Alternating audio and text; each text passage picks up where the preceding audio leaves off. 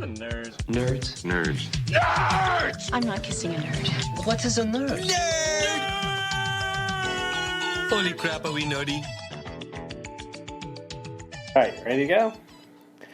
Alright, welcome Nerdables to episode 113. This week we are going to be discussing the Marvel Cinematic Universe villains, where they rank, who they are, who should be there, and all things villains. And then we might talk some Walking Dead mid-season finale. I don't want to talk too much about it because then no one will listen to the Walking Dead cast, but... Yeah, because that's why they don't listen to the Walking Dead cast. They actually start to listen to the Walking Dead cast more than this one. It probably is, because it's a lot better, because that's what people are searching for. Yeah. Okay, so... Joining me as always, you obviously heard Chris. We have Ethan, Shauna, and Sebastian. Welcome, everybody. It's actually not a true statement. That's not a true statement? No, because Shauna's not always here.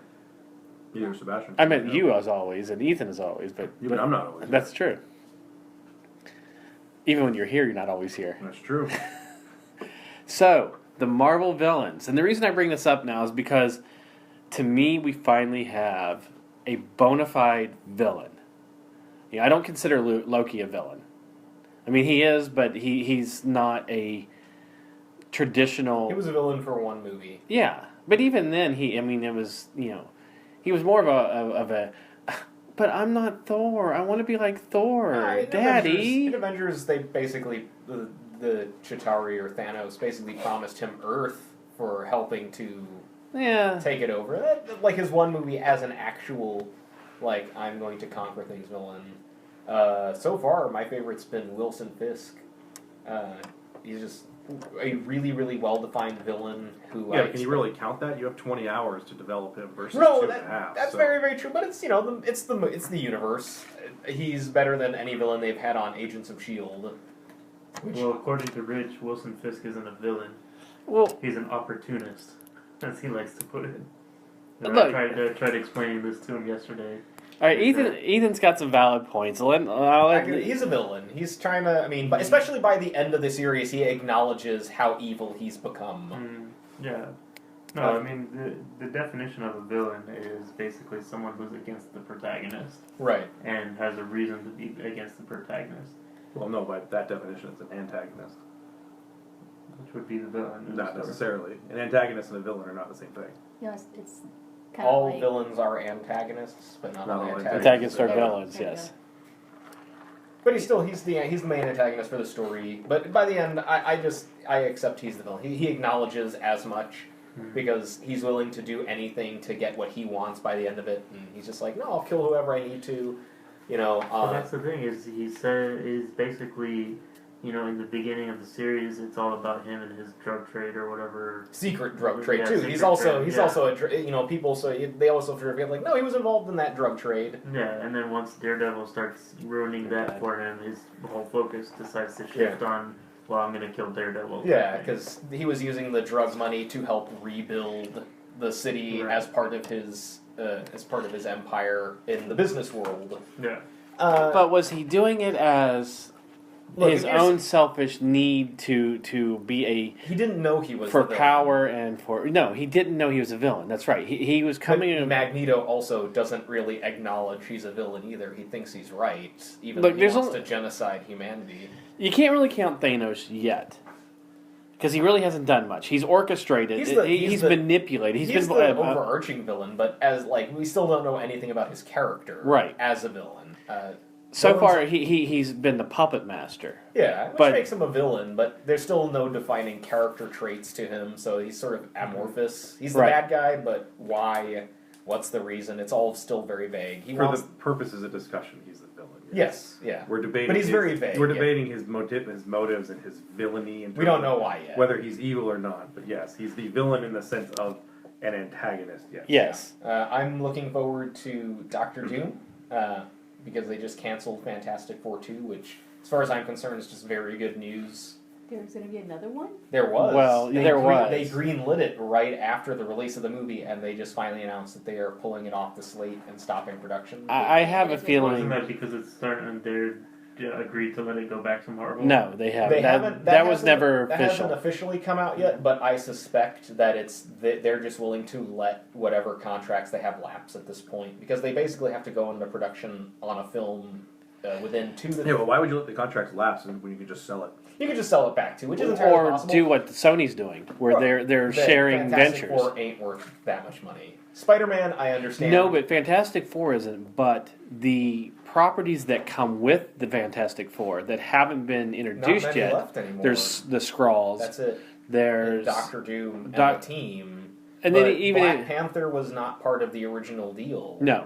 So they already have the big character that they would want. They basically got their big bargaining chip. But then as they like get Silver Black Surfer Panther. back. They also get Galactus They get back. Galactus back, which is In a way, though, it's if they let it lapse and let it just go back to them, it's stupid because it's free money. If Marvel It's what wants hap- but it, it's but what- hold on, if Marvel wants it, even if you just take 10%, you don't have to do anything. Even if you sell it and you're like, we're not going to negotiate back and forth. You give us 10% of whatever you make on a movie that has Fantastic Four in the title or has 2 or more of the Fantastic Four characters that we owned in the movie. It's free money. Yes. Marvel just owes you money for a film that they're going to make anyway. It's I like would- it's I like the would- Spider-Man deal. well, no, those characters. Here's the thing: it's like, and it sounds mean spirited, but those characters aren't worth Spider-Man money because 20th Century No, Fox. but it's money is still money. Right, but they let Daredevil, Ghost Rider, Blade, and one more character they let lapse. Elektra. Well, that was part of the That was the Daredevil Daredevil deal. deal. That was part of- It was Yeah, but Daredevil that's- and the Punisher. That's what I never Right, and understood that's the thing, with those deals. Is why would you let them lapse? And they were a month out from starting production on a new Daredevil film to keep it out of Marvel's hands, but by that Right. time, whatever contractual agreements they had, sort of like for the renegotiation process kicked in, there was no as a renewal. completely aside, that makes no sense to me because it's just free money. You don't. It's what Marvel happened, wants though, it. I know and it's- that's what happened, and it's stupid. Yes. Those No, guys yes, are it was idiots. a- And yes. if Fox lets that happen, they're idiots. Even if they went to Marvel and said, "We'll give you everything. You don't have to worry. You don't have to wait. You don't have to do anything. All you got to do is give us 10% of whatever you make." Why wouldn't Marvel do it? Give us it It's off the like, back yeah. end. I think Yeah, it's that's what I because mean. I think it's because third time wasn't the charm with Fantastic Four. Although here's the thing, and I thought about this the other day: is if Marvel does make the Fantastic Four movie, it should just be the 4 logo. You don't have to do anything because it's the 4th movie Yeah. that's being made, and it would be Fantastic Four. So it's kind of ironic that one would be Marvel. Right. You also have a good introduction from. You could just have Reed Richards and Tony Stark, sciencing it up somewhere. Do the Illuminati. Right. And I it- didn't do the Illuminati. I did the Fantastic Four as a secret team within the Marvel Universe. That's why you haven't heard of them before. yeah. Because if they that- do it as an easy. origin movie again, ugh. Well, I don't If they do think it as teenage origins in the current Marvel U. I'd love to see them do Fantastic Four and have it be almost a switch of what the comic is. Where the comic is their very public team. Uh-huh. They're a secret team that's kept the Earth safe before the Avengers even showed up. right. They're all in there, they're all later, they're all a little bit older.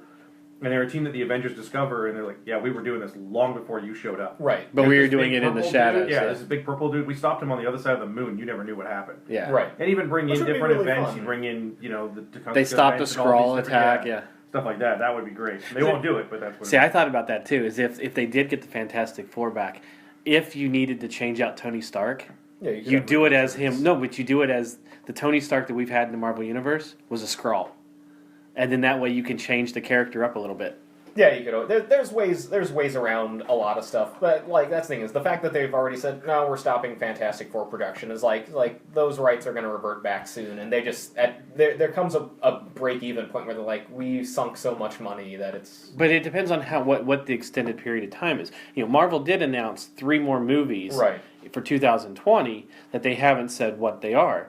Everybody automatically assumed it's Fantastic Four. One of them's Fantastic Four. Hell, it could be Fantastic Four and an X-Men movie, and the next big one could be AVX. I'm sure. I would wager they're gonna wait because even like with Daredevil, like Marvel did nothing with Daredevil. Or at least they were working on it in quiet for a year and a half, 2 years before the show was like, hey, we're doing a Netflix show, Right. Because Daredevil flopped in the theaters and we don't trust this property. But on Netflix, you can It's do a something a little perfect property. different. I mean, it's a perfect Right. menu for it. The Punisher, same thing. 3 Punisher movies over the course of a couple decades, and it's just like, Apparently, 3 movies is even Wesley Snipes has already said, no, we're talking about what we can do with Blade. yeah. And that makes me happy. Marvel should have had in their sale of these properties. If you make 3 movies and you fail, it automatically reverts back to us because they've done that. They were desperate Punisher, for money in yeah. the 90s. Yeah. They were really Oh, desperate, so they were just like, take them, and if you go out of production... bankrupt. Yeah, if you were... Well, that was what saved them. Yeah, if you go out of production for a certain period of time, the rights automatically revert back. Is what happened to Ford Ghost Rider and Blade and Yeah, Punisher I mean, we and wouldn't everything. have the Marvel Cinematic Universe without that bankruptcy and selling off those Right. properties. Matter of fact, Universal still owns the Hulk, and they still own Namor. Right, which they were going into production on a Mm-hmm. Namor movie, and that sort of fell by the wayside. I have a feeling because they did work. Universal did work with Marvel Right. to create the Incredible Hulk movie. Yes. I have a feeling they'll do the same thing with Namor. I have a feeling that this deal between Marvel and Sony is going to be the catalyst that brings perked a all lot of of the years properties up. back in. It perked a Well, lot like of you years. said, when it happened, they're probably waiting to see how this first goes out. Because if you do a Spider-Man movie and Marvel turns around like, wait, we spent a whole lot of movie to make a whole lot of money to make a Spider-Man movie, and now we owe a whole bunch of it to Sony. They're not going to make that deal with anybody else. Yeah. We're gonna Right. just keep making Avengers movies. It's also the terms... We made a movie about a bunch of dorks in space. It has no villain. It has dancing in it. And we made more money than we could ever count. But it's also... Still hate but that movie. But I don't hate the movie. Well, I hate the ending. It was just a stupid ending. But it's also the thing is like Spider-Man is also a very Ronan different is not beast. going to be on my best villains list. We'll put it that Yeah. way. Look, here's the thing, though. You Speaking could, of villains, isn't that what we're supposed to do? yes, Yeah. but here, wrapping this thing up real quick. 90s Marvel, the greatest villain. Wrapping this up though, you could bring the X-Men into the Marvel universe, the Well, cinematic do it. universe, without changing anything that's happened in the X-Men universe. I don't think they'll do it. I think that I honestly think they would give ground by No, you can't. letting the Fantastic Four Why? go because it's like Because almost everything in that is public. everything it's The all whole thing of mutants is public. You Yeah. don't think that when they start talking about Inhumans, that they go, "Hey, those are like the mutants." right. It's Those are also exactly the thing is like But I it did I get- can foresee that being the big trade-off. Though is like we get to keep X-Men for a little bit longer. Because again, the reason why X-Men Origins Wolverine was made was specifically to keep that franchise out of Marvel's hands. And they got wise and then were like, okay, we bought ourselves a little bit more time. Then they jumped right into First Class. But I think that's going to be that'll be the like, okay, well, we're slacking a little bit on some X-Men movies. What's the card that you play? We'll give you back Fantastic Four if you get off our back. But here's the card that they're already saying that's on the table. Is Fox wants to develop a X-Men television show. Right. So they want to actually do multiple. Which they don't have the rights They to. don't have the rights to it. Marvel does. So what But, they're saying is again, you Marvel is going, we'll give you the rights, or we'll allow you to make that, or If we get Fantastic but Four we back. no. But we get to include everybody we want to in our universe, and and that can be the catalyst that they say, okay, let's do it. Fantastic. I think Fantastic Four is just a sub card, and they're not even. I don't even think that's like even a player on the deck.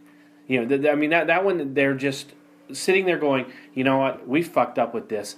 Here, if you want whatever deal you want to make on this one, if it can save us and make us some money on this, fine, we'll do it. Because they've tried, literally, they've tried three times, and they failed all 3 times. Yeah. Okay, so the villains.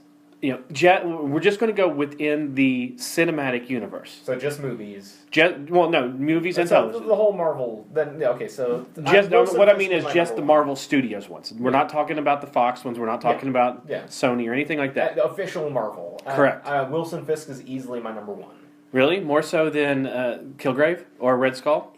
Red Skull was only in one movie, and it was very cheesy in that one movie. Kilgrave, really, really good villain, and I'm intrigued by the possibility that, they could easily pull another, I just made, spoiler alert, Chris hasn't finished it. Okay. I So, barely started it. yeah, it was one of those things, he's a character, Black Friday. there are ways to bring him back Look, that are clever for a season 2 or a season 3 down the road. Like I told Beth, when we were He's watching my number it. 2, though, but again, for me, a defined character Yes. is important to me, especially in my villains. So Wilson Fisk easily is my number 1, because Kilgrave is we know what he's about. He's just about, sex, drugs, and rock and roll.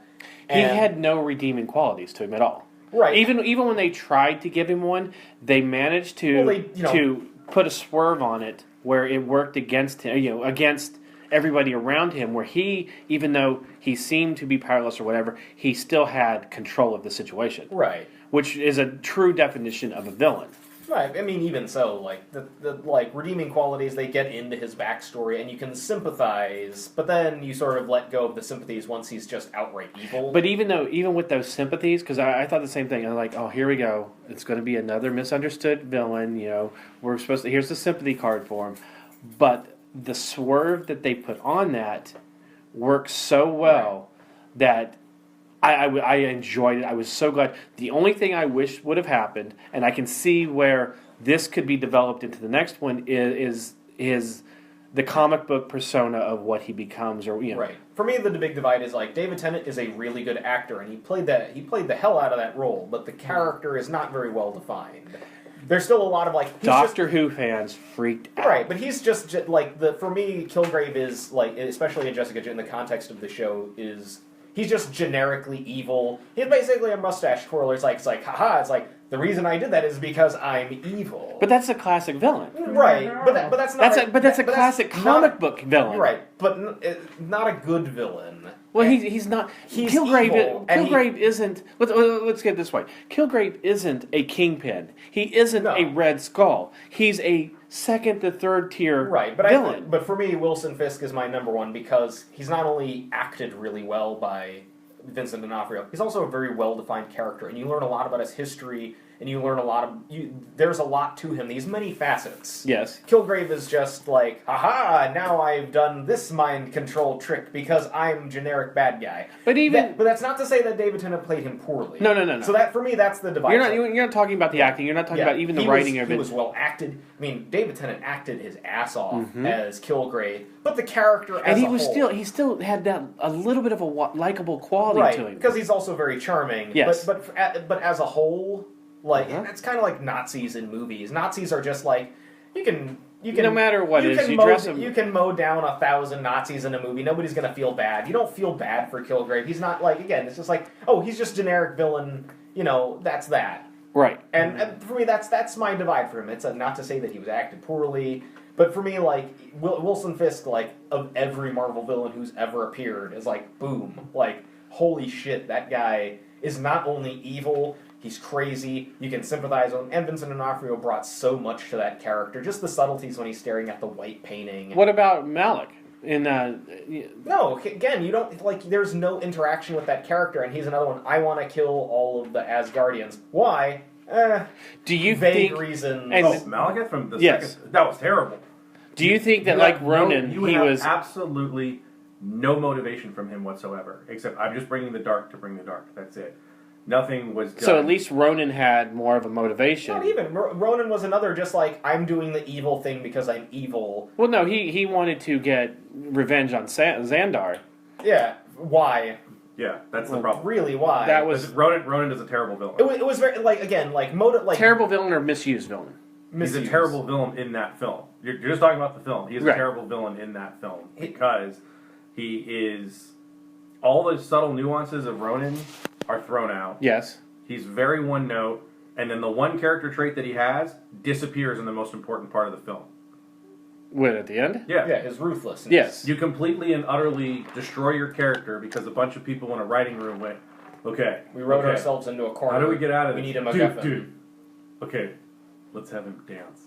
All right, cool. Yeah, all right. No, you're right. If Ronan was going to do... It's dancing, right? So why does dancing make sense? Okay, in a galaxy full of thousands and thousands of beings, nobody dances. I don't think that's the case. I'm telling you now, that is the fucking case, because that is the stupidest thing that Marvel has ever come up with. Look, here's the thing with Ronan. If he was true to his character, and true to what he was saying and done... Or true to his established character in the film. True to established character. That's the divide. Like, Ronan of the comics is not Ronan of the movies. None of the villains are. But for me, that's the big thing. It's like, I want to get revenge on Xandar. Why? I don't know. But he wouldn't have waited until everybody was standing or anything like that. He would have came and immediately dropped the staff. I'm going to backstab Thanos. And what makes it worse, because going off on a total tangent, you still could have done that scene and had Ronan continue to be Ronan and just have Star-Lord dancing to get out of the way. Almost as a sense of using it as a martial art. As the hammer keeps trying to hit him, he's doing the moonwalk, he's doing the flip, he's doing whatever. And it's perfectly fine. Because it's him going, I'm still distracting him, guys. Can someone please shoot him already? He's trying to kill me. Instead, it's just, he's standing. I don't understand this. He's doing a jig. What is this strange Earth custom? Let me stand here and wait till the talking raccoon shoots me in the back. I'll give you that. If Ronan would have done some kind of reaction other than just stand there mesmerized like he had never seen anything like this, I can see where that is. I can forgive it because I enjoy the movie. And that's the thing. You have to... The problem that I have with everyone that says that, oh, no, it fits. No one is owning up to the fact that you understand that it's really, really stupid. Yes. It's really dumb. It's really out of character for Ronan, not For Ronan, Star-Lord. right. And that's the people that keep accusing me of that argument, too. Like, no, I'm saying it's perfectly in line with what Star-Lord would have done. Mm-hmm. If you can admit that and say, I don't care, that's different than saying, no, it works. Right. It totally works. It works.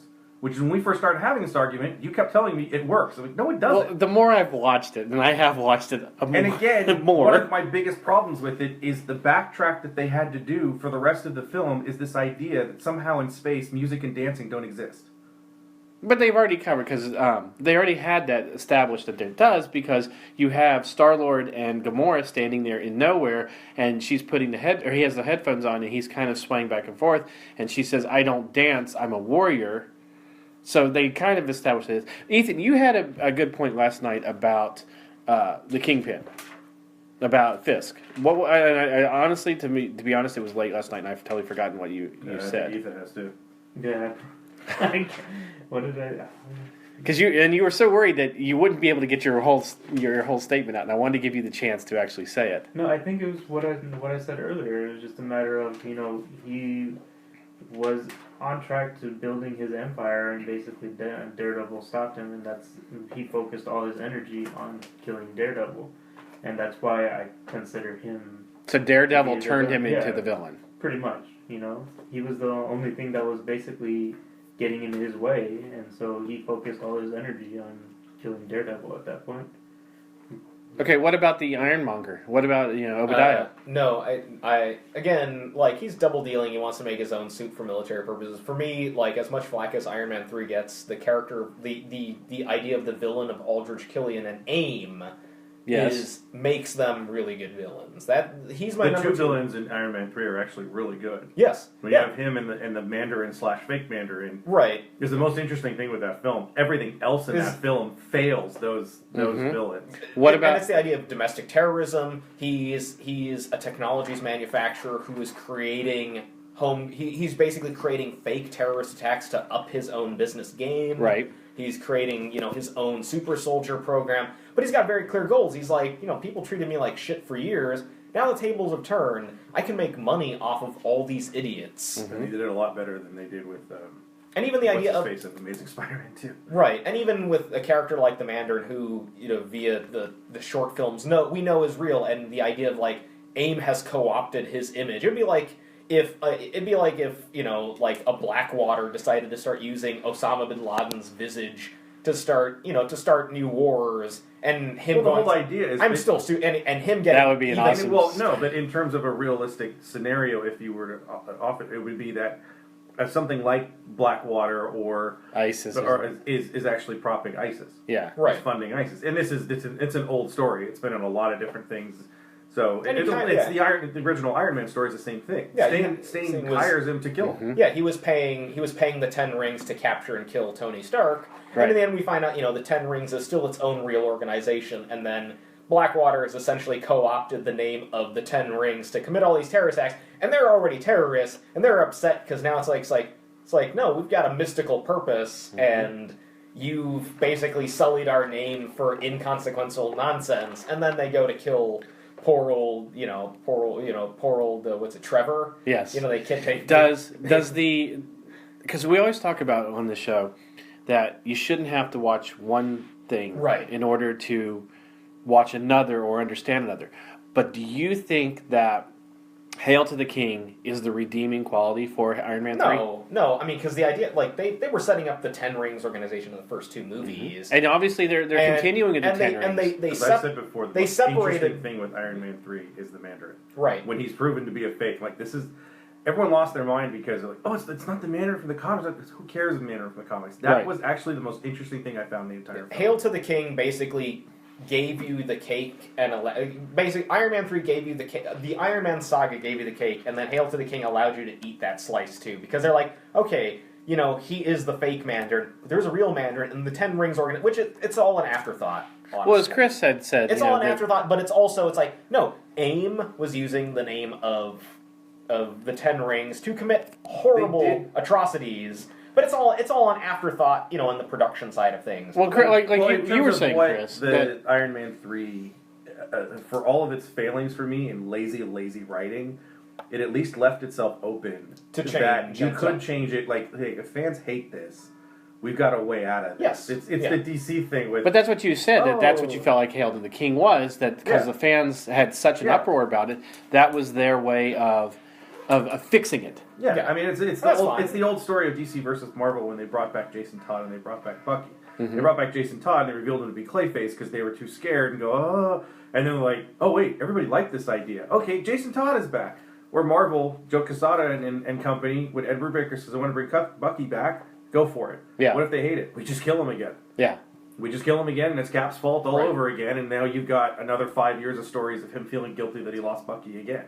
Yeah. So. Well, speaking of Bucky, we team. can't consider Winter Soldier a villain. He's not. We all agree, right? Right. Yeah. He's the villain. I mean, well, it's also the thing. He's is a like, tool. He's the manifestation of the Hydra. Yeah. Yes. Hydra. He is a villain because he's the Winter Soldier. He's assassinating people, but again, like he's brainwashed. There's not much there. He's a cool bad guy. So what do we think of Hydra / Robert Redford? With Robert Redford's also again. He's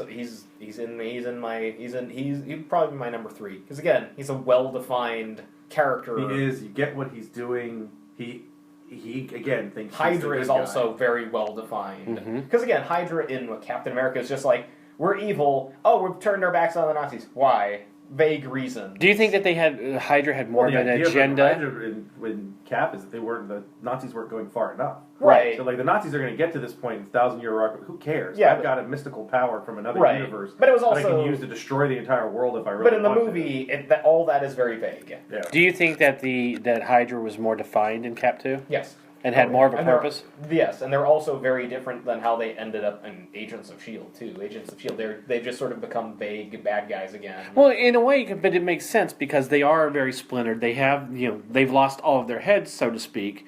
They're trying to find themselves again. And I think that they're still, they're trying. Villain ever is Grant Ward. What do you think of Grant Ward? The guy nobody likes. Much better as a villain than he was. Do you count Grant Ward as a villain? Oh yeah, he's a total villain. Yeah? Because he's a sycophant. I mean, right. Once they finally got past the, I'm doing this because I love you, Sky. No, you're not. You're doing it because you're crazy. And then finally admitting that he was nuts. Yes. Changes his character a lot. And the last, this season is much more of... Do you think he has the best story arc in the show? I don't know if he has the best story arc in the show, but he's much better as a villain. Like I said, the only way you could ever make this guy who you wanted to be the super character from the beginning, you based almost your entire show around him and Coulson. Uh-huh. And then he was just milquetoast, boring idiot. Remember, we used to call him Captain America Light? Oh, yeah. You're trying hard to make him Captain America, and he sucks at it. Yeah. This is boring. And then he's the bad guy, like, oh, this is actually kind of interesting. Yeah. Okay, yeah. And then they tried to give him the woe is me backstory, and it kind of worked a little bit until you found out it was a flip. And then he killed him, yeah. Yeah, he kills his brother and all that stuff. Okay, so what about Hammer and Whiplash? Justin Hammer is funny, but again, he's just... What is bird? Yeah, where is my bird? I want bird. No, this is the bird. This is the bird. We got you the bird. We went all the way to Russia to get you the bird. This is my bird. I liked Hammer. Hammer's great. He's funny. The film fails the villain. Yeah. Again, yes. Iron Man 2 and Iron Man 3 are both... There are pieces of each of those films that you look and go, oh my god, this should have been so much better. Especially Iron Man 3. When you look at the villains... You look at what they could have accomplished in that film. Even with all the Iron Man and armors. It's such a mess. Yes. And you're just like, oh. And I'm not saying it's the worst thing in the world. It's still kind of fun, but I just remember walking out of that film going, that was disappointing. That's the best thing. Disappointing. It was a disappointing film because it was not very good. Yeah, it's one of like because Iron Man 3 is like a movie I enjoy, but it's also I know it's not good, but it's also like I think the immediate reaction of people is like, oh, this is the worst ever. It's like I don't know if it's the worst ever. I think Iron Man 2 was worse. Yes. When I watched Iron Man 2 the second time, it was Iron the Man second 2 or is third just time. MacGuffin after MacGuffin. It's not even that. I remember texting Rich over and over again. I'm like, I don't know who wrote this. Yeah. This doesn't make any sense. If you watch the scene when he's in Congress, when he's in the hearing with him and Gary Shandling, they're not talking to each other. We love this Gary Shandling. It was like I'm watching this going, these lines don't make sense. Nobody wrote it. It's like looking at Sebastian saying, "How's the weather today?" And Sebastian goes, "Yeah, ice cream is very good." Yeah. No, But but I know that. It was This was a bizarre. conversation you guys had well, before, right? literally, I think the writer's strike was going on at the time of the movie. But the first movie also had no script. It had a general outline of scenes because the movie was done on such a low budget for a big budget movie. But at least they had the comic book to fall back on Well, that one. but the thing about the first movie is that the first movie is lightning in a bottle because it's like they have no script, they have basic scene outlines, but you also have Robert Downey Jr. and you've got a great Jeff Bridges, Yeah. but you have everybody basically like acting off of each other and ad-libbing a movie and having it work. Mm-hmm. Then the writer's strike happens and you're doing Iron Man 2, and somebody along the way said, hey, it worked for the first one, what if we just go in vague outline for a script and we try and make magic happen again? And it didn't. Right. Okay, how about the Abomination? No. Again, vague. For me, he's like, I'm just a generic bad guy. Oh, I got super soldier syndrome, now I'm a bad guy. Because I give him a little more of that pass because it was interesting as that soldier who wanted to be. He would do anything. the to be a captain, soldier. yeah, because he's getting older. But for the most part, So I mean, just to see the Hulk and go, I know I can't take him, and that really pisses me off because I've been the best at what I do for a long time, and now I can't do it. So yeah, I'll do anything, and I'll subject my body to terrible experiments just to kind of. It's a very Cap-esque kind of thing, but for all the wrong reasons. right? Cap does it because he's I want to fight for my country, and I want to be able to Well, do it's- whatever I it can see takes that. to. It's the same thing with the Red Skull, though. The super soldier serum brings out your most basic instinct, your Well, no, your the instincts are- primordial, yeah, I mean, your primordial He uses it to be morals, basically. Well, it's not even a moral thing. He's a bad guy before that. I mean, really, that character is just I just want to be a soldier. I just want to Right. go shoot people. I happen to do it for the United States because they pay me to do it. yeah. He's all but a mercenary that then does. The Red Skull believes in something different. He believes that he is superior to everybody else, and I'm going to control the world. And he believes Hitler's vision is too small. Right. They didn't define it very well. Mm-hmm. I thought there could have been a little bit more there, but they were so scared of the Nazi thing anyway. It's like, well, Right. They already we can pulled say the back on Nazis, it. but we're not going to use the swastikas, and Hydra's going to kind of be the Nazi. Well, they had the swastikas for a little bit, but then Hydra themselves, they quickly branched off from the Nazis and got rid of the Nazis in that. You're going to do a World War II film in Germany. Yeah, Okay, so what about Ultron? Ultron's better. he's better, but he's also, he's better. But it's like again, like I wish Ultron was a character that you had more, not just screen time, but he feels like again, there's no setup. Like the path to Avengers 2 is a path of no setup. There's nothing at all in any of those movies that leads you to Ultron, really. Mm-hmm.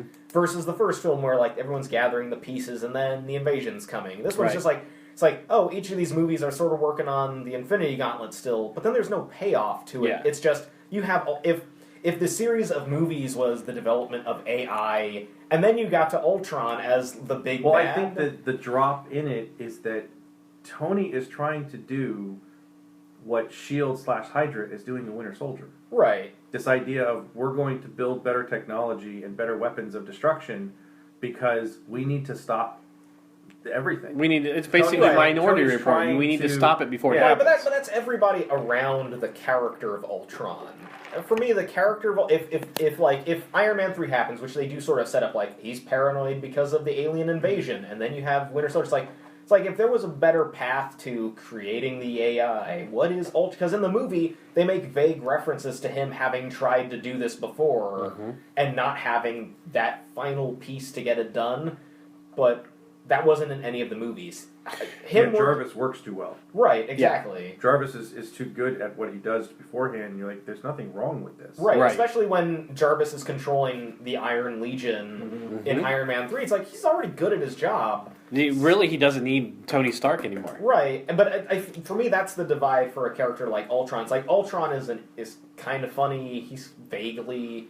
he's oddly funny for a robot. Right, he's got a bizarre sense of humor, but then his motivation makes sense. Yeah, this idea, but it's a classic robot motivation. Yeah. Right. I kind of wish the path to the Age of Ultron was the story of Ultron, and we never got that. Yeah. So for me, that's sort of the. Do you think they jumped into it way too quick? I do. Well, they also took away so much of his comic book origins and being built by Hank Pym, and the idea of trying to impress and then destroy his creator. Like if the after credit scene of Iron Man 3 was Tony working on Ultron as like a side project in the lab, and then you jump to Cap 2 and it's like, hey, I've got something that can help, and like, oh, you need, they've got like this. What was the scene after Iron Man 3? Oh, was that the Banner? Banner one? That was Banner and him talking. No, look, here's something. Because they already established... It's not Ultron's fault, though. No, but they already established that Hank Pym and Anthony Stark knew each other. Right. And they worked together. They could have easily, instead of Tony creating it on his own... he could have, but they didn't need to. All you have to do is one line. I've taken my father and Hank Pym's research, and I've developed, and I've expanded it. For me, that's sort of the bait, because then you get to like this. Then you're pulling stuff out of comics that you're expecting nerds to get it, and you're not giving anything. But it's a quick line that the mainstream audience doesn't need to get until until you get to Ant-Man, and then you see Howard Stark. And I said Anthony before, but I meant Howard. Howard Stark, and you see Hank Pym together in the S.H.I.E.L.D. thing, and you go, oh! Yeah. Okay, that's what they're talking about. Yeah, but remember before, you shouldn't have to see one movie in order to get Yeah. another. But little tiny Easter eggs like that work for the... It's not an Easter egg when you're trying to establish a creation of a new character. Right, especially when you can watch Phase 1 in air quotes, and then okay, the Avengers makes sense as sort of like a final chapter. Right. Age of Ultron makes no sense as a final chapter to that second saga, especially. Well, there's not a thematic element that runs through Phase 2. Right, exactly. That is all the big stones that is thing, true. but I'm like, your stones aren't doing anything in Age of Ultron. And then you have kinda Hydra with AIM, but that doesn't really go anywhere. Do you think Phase 2 should have focused more on Hydra? If I think Phase 2... Especially after Cap? Well, no, not even after Cap. Phase 2 should have focused on a very important line in the middle of Avengers where Steve's like, why are you making these weapons? And Nick turns to him and says, because of him. I got a god who came down and destroyed this whole planet. Yeah. I got a dude who can turn into a gigantic green monster that can knock over a building. I got another guy who built a suit who, in Iron Man 2, is refusing to let the government know anything about it, who has a suit that can literally split the world in half. Damn right I'm going to make a bunch of weapons. Mm-hmm. That leads to the idea of Tony has this entire legion of suits. There's something in there going, dude, you can't have that. Right. You're just a dude. You're a private citizen. You're a private citizen, and you have something that can wipe out half the United States Army in seconds. You get to Cap 2, that's all Cap 2 is. Yes. We're trying to protect everybody, and Steve's saying, this isn't the way to do it, because you're handing the keys to somebody else. Everything in Phase 2 was about this idea of security against this world that's exploded in front of him. The first one it's almost like Marvel's. Mm-hmm. The Alex Ross and Kurt Busiek thing. Yes. This idea of all these things start to show up, and you're like, we don't know how to handle this. How else would S.H.I.E.L.D. react to the idea that there's a guy with a hammer who could literally hit the ground and knock an entire town off his ass? Fly. He can fly. Shoot lightning. My personal theory for Age of Ultron, especially because Cap 2 was one of the last films just before it, was Cap 2. No, it was one after Cap 2, and then Age of Ultron. But for me, it was Age of Ultron. Okay, because I was watching Cap 2, and I was like, okay, because it went Thor 2, Cap 2, Age of Ultron, because it skipped a whole year. Yeah, because for me, my own person is like, no, I'm sorry, no. It went Cap 2, Guardians of the Galaxy. Then Age of Ultron. But for me, I was watching Cap 2 was like, okay, what they could... Because, I know Age of Ultron's coming. They've announced it. There's no pieces to Ultron in any of these films. Correct. And I kind of watched Cap 2 and was like, is the satellite network that targets people going to become the AI that's Ultron? And then it doesn't go anywhere. That'd have been interesting. Because they left those satellites in the sky still operating, and all they did was take away his guns to murder people. Yeah. And I would have, for me, that's what it's like, is the satellite evil network going to kind of build a body and become like an Ultron? But they didn't. They just made a comical robot who forgets the word children for some reason, which is just the dumbest thing I've ever seen. And like, of all the dumb things in those movies, like, I was like, you're a robot with immediate recall. How do you forget the word children? Right. Like, yeah, dancing too. But for me, that's, but see, that's my Guardians dancing, Guardians of the Galaxy. The reason it even gets left out of that was because it had nothing to do with what was going on with the rest of Phase 2. James Spader's portrayal of Ultron, but if Ultron was an actual menacing villain who's like cold and unfeeling and just like, I'm on a path to genocide, and you have James Spader's voice and acting behind that versus like. It's like people make smaller people children. That's the word. Like, it's like, well, that's it. That was Mikey's problem with it. Yeah. When he first saw the trailer for it, he's like, "That's not a robot voice at all." Right. It's not robotic enough. It's not menacing enough. It's not Yeah. cold enough, it's not And James enough. Spader can be menacing. If they had put James Spader's might behind a menacing, cold, unfeeling robot trying to destroy planet Earth, I think I would like that movie a lot more. I'm watching it and I'm saying that he's just Red from Blacklist. Yes, Yeah, he's he has basically a lot of the same mannerisms. Yeah, and he's the way basically doing it, they told him it's like be an evil Tony Stark is what Ultron essentially ends up being. Okay, so what about the evolution of Claw? We started to see, you don't know anything for that. It's just hey. Yeah, I mean he's I mean obviously that he's going to be a major or more of a villain in the universe later on. Maybe. Depending on I'm sure he's going to have some kind of robotic hand. It may not necessarily be the little satellite gun or whatever Sonic Cannon. The Sonic Cannon, yeah, thank you. Yeah, I don't know if his origin. I don't think that they're even going to bring him back for the next one. No, he's supposed to be in Black Panther. Okay. That was the whole reason of showing him now and in Wakanda and showing the hand get cut off. That's basically his introduction to his origin. Okay, but are they going to use him in Civil War? I don't think so. Okay, because that he seems like Crossbones is the only Crossbones villain that we know of that's definitely in. Crossbones is a jerk. Yeah, he's a jerk. Yeah, so we've gotten this far. We haven't talked about my favorite villain, which is Loki. See, I don't consider Loki a villain. Loki's a villain. He's a bad guy. He's trying to kill people. He's trying to destroy Asgard. Loki's a villain. He has ill intentions, and he allows the frost giants into Asgard. Yes. He uses them to murder his father as well. He puts his father into the sleep. He banishes. He continues the banishment of Thor. He's a villain who has a lot of different motivations. He believes he's right. He believes he's been wrong by not being told the truth. He goes through a lot of these different emotions.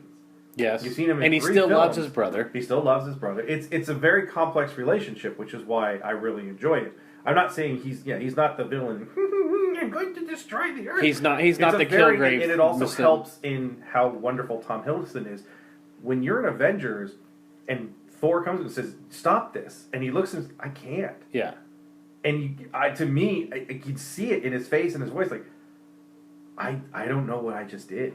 Mm-hmm. They told me they were going to made a mistake. I've made a total mistake, and I can't stop it. I might as well keep going. Mm-hmm. And almost in the sense of thinking, I'm the only one that can keep them from actually raising the earth to the ground.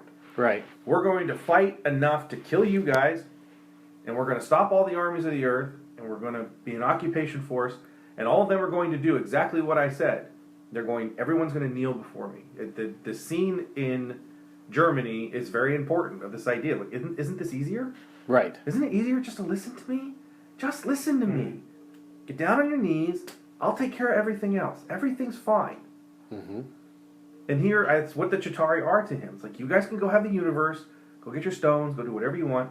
Give me this planet. I'm going to control Midgard. Is that was his motivations with Midgard solely because it was what Thor loved? No, it's because they wouldn't let me be king in Asgard, so I'm going to be king of the defenseless people.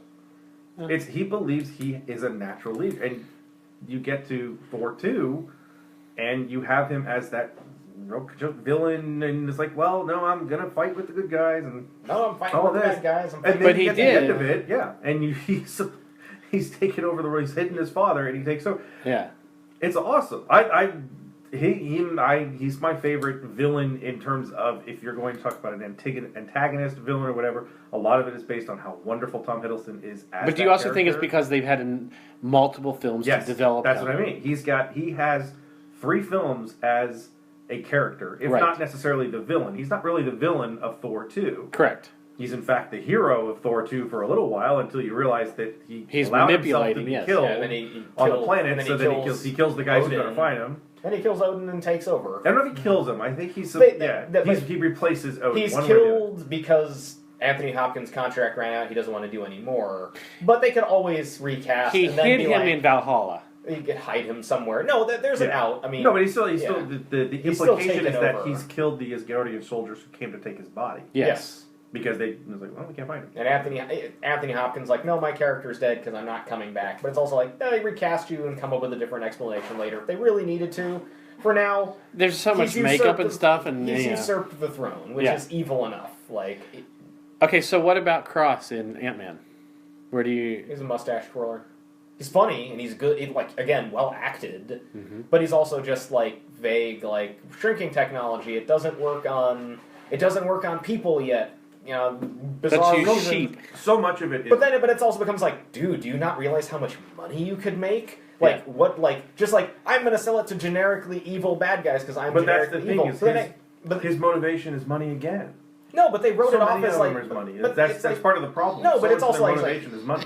No, but it's like I want to make vague military contracts, blah blah blah. But it's why when you have a shrinking device, you know how much money you could save the entire planet? Shrinking food crops and being able to ship them around the globe. Well, see, and here's again, there are so many applications for shrink ray that are not explored for the sake of I'm going to sell it to Hydra maybe because I'm generic bad guy making money because I'm just another generic arms dealer bad guy. They wrote it. And in the movie, my biggest gripe with the movie is they wrote it off as crazy ? Because of exposure to thin particles, but they never really dive into that as an explanation. He's going to be there to, there's another scene, is he going there to kill Pym? How did he get into Pym's house? Did he shrink, or did he just walk in the door? Why would you even need to kill Pym? But to be fair on the shrinking, the whole thing about the shrink ray stuff, is that, the scene where they show the miniature building, the scale model? Yeah. The Zoolander school. The Zoolander school for ants. Because it can be good. They do. There's an expanded scene for that, which is on the Blu-ray, the DVD, the digital. Which if it's on a deleted scene, it doesn't. I know, but it does where he's talking about shrinking things down, where he can take a whole tanker truck that has that's full of different. I've lost the names of it, but there's applications for it. There are actual uses for shrink ray, but.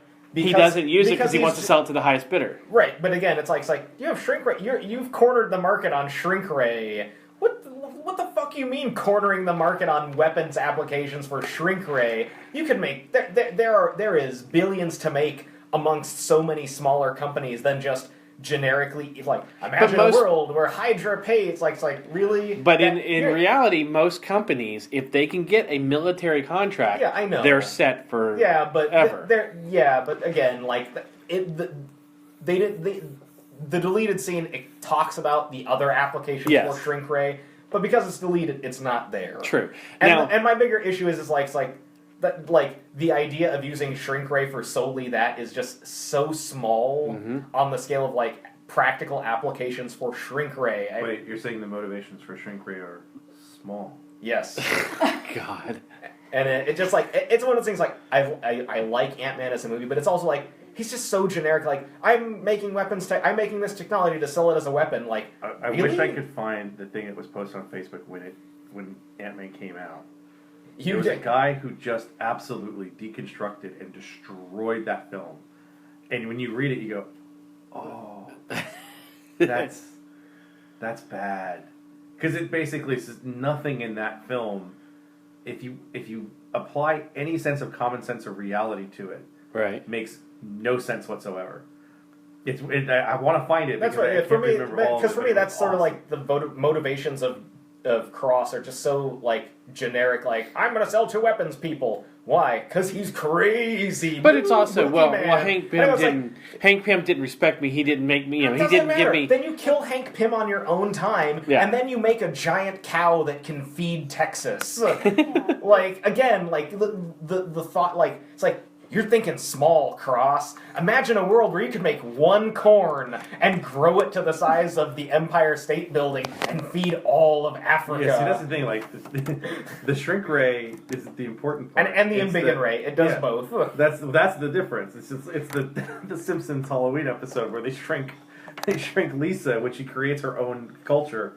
Like, make me big again. Well, that's some sort of like de-inbigulator. It's impossible. And that's the thing, is like, because they make a giant ant on accident, and that's an ego. It's like, so it does both.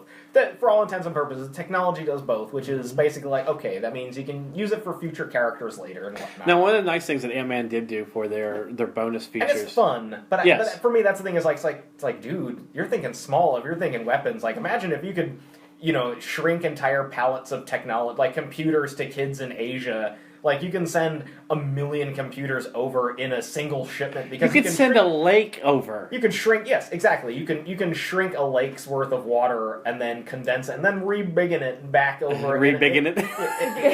Yeah, it's just so for me. It's like you're thinking small, Cross, and your out is crazy ?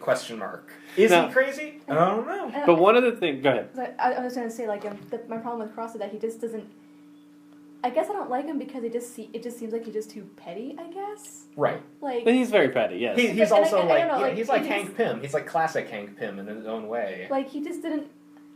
I don't know. I don't know. Like, I'm gonna agree with you guys. Like, there were bigger things that he could have done. There were bigger. There was definitely a bigger. There could have been a bigger motivation, but it just kind of fell short for me in that movie. That was like my. Yeah. I don't know. So what you're saying is a lot of things in Ant-Man were small. Well, but here's the thing: is like there is the deleted scene where he explains like the applications for the shrinking technology, but then he goes like, yeah, but there's nothing stopping you from doing that. There's nothing stopping him from pursuing those end goals except for he's wacky. Yeah, he may or may not be insane, and it's like that's a terrible explanation for why he doesn't do it. Well, I have to say, there's one of the things I do like about all of the Marvel films with their bonus features. Right. They do a great job. They don't count unless it's the featurettes. The little featurettes. Yeah, and they did a good job. Ant-Man has a couple of them where they're like the news reporter that was in the blonde news reporter that was in Iron Man and Iron Man 2. I forget her character. Yeah, I remember she got cast, and I haven't seen all the deleted scenes yet, but I remember she got cast for that movie. They do a news article, but what she's an anchorman at this point, and she's covering all these stories and everything, and then they get to the whole stuff about Scott Lang. But if you read across the bottom, the little ticker that goes across, there's things like they're talking about Steve Rogers goes to attend a memorial that's dedicated to him at a museum. The museum, which is cool. There's also about Sokovia stuff, and then there's like the Iron Man, the Sentinel or the AI robot Ultron pieces are being taken and they're being sold across to black market arms dealers, which and means things you like can that. bring back Ultron. Which means there could bring So there's a lot of these little things that were going on. That's like this is cool. Seeing that to me was more impressive than seeing deleted scenes. Because it gives you those little Easter eggs that can nod into something bigger. Yeah, okay. So when I was looking through that, I was trying to find that article, but I found something different. Todd Vanderwerf on Vox.com. The title of it, what's good about Ant-Man is so good, what's bad is so Marvel. But he specifically talks about the villains. I just passed it. The bad guy is bad. The bad guy is such a bore. The problem is that Marvel doesn't really know how to write bad guys with credible motivations. Even its best villains, Robert Redford's character in Winter Soldier or Loki in the first Avengers film, have master plans that don't make much sense, and the studio is lousy at creating evil plots that mesh with its villains as established. That's exactly what happens with Darren Cross, whose motivations could not be murkier and whose grudges feel imported from a different movie we've never seen. I was like, that's a great way to say it. That is true. Dry expository style in which Marvel's movie baddie speaks, probably an unfortunate leftover from comic-style storytelling, but it sometimes feels as if it's reciting loaded, threat-heavy dialogue.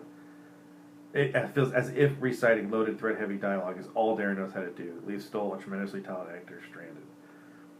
Well, we've always talked about on this show that Marvel's villains, and this is one reason why I kind of wanted to do this episode now, was that Marvel's villains seem to fall flat. They're neither not developed correctly, or they're misused, or, in the case of somebody like Ronan, they're just out of character. So many of their villains, in terms of where they are in comic books, are so much more interesting. Right. Yes, it's also. Let's look at a Marvel character that's in a non-Marvel film. Look at Magneto. Both of them, Bryan Singer's original pieces in X-Men and X2 and X3.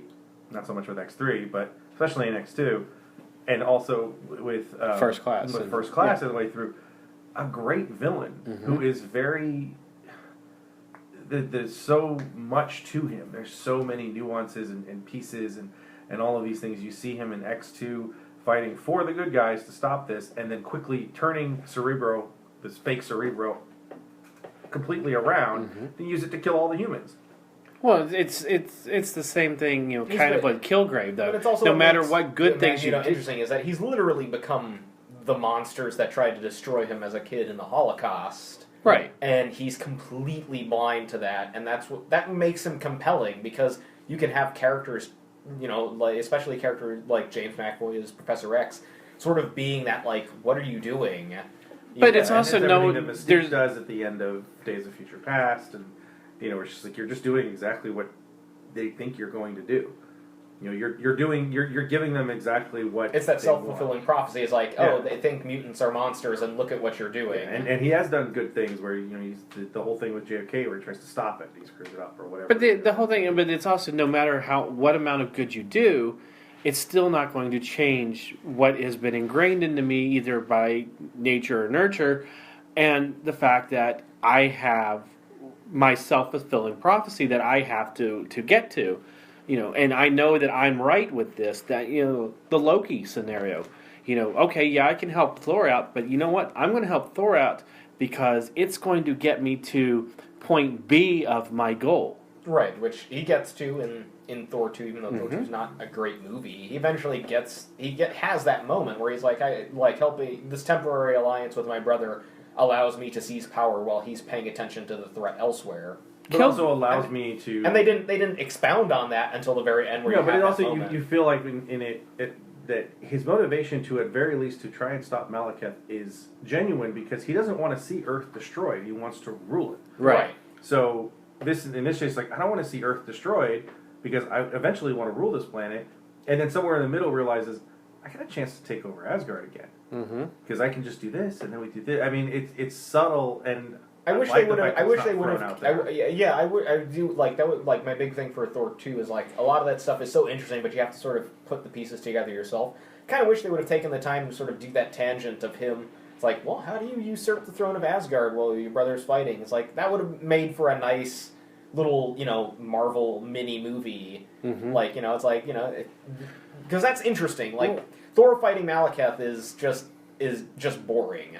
Because Malekith is so undefined. It's like, no, but the cool thing going on over here is something you've completely ignored till we get to that little after credit. Right. Yeah, it's a tough piece to kind of do it that way. And there's Thor 2 ended up having so much going on for it. Whereas the original Thor, part of the reason it's one of my favorites is it's a very straight thoroughfare that has a lot of nuances and subtlety to it, but it is a very straightforward story. Yeah, it's simple. It's a simple story that isn't told simply. It's a simple story that's told very well with great characters, great dialogue, great direction, great acting to me, and it makes for a very wonderful piece of filmmaking from start to finish.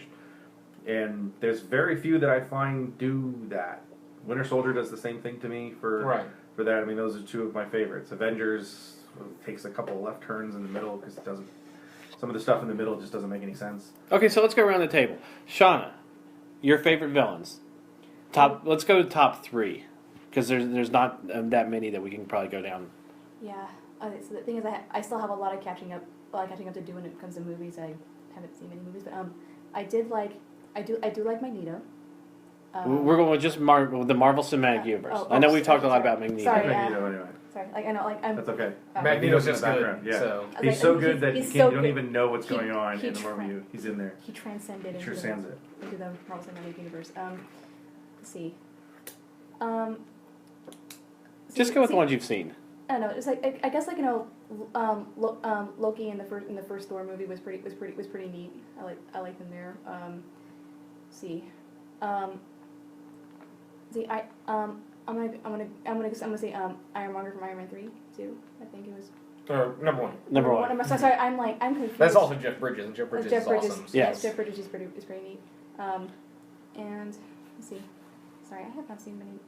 I just realized even the TV shows. Even the TV shows. I have not seen any of the TV shows. So, yeah, I have to. You guys are making me really want to watch all these TV shows.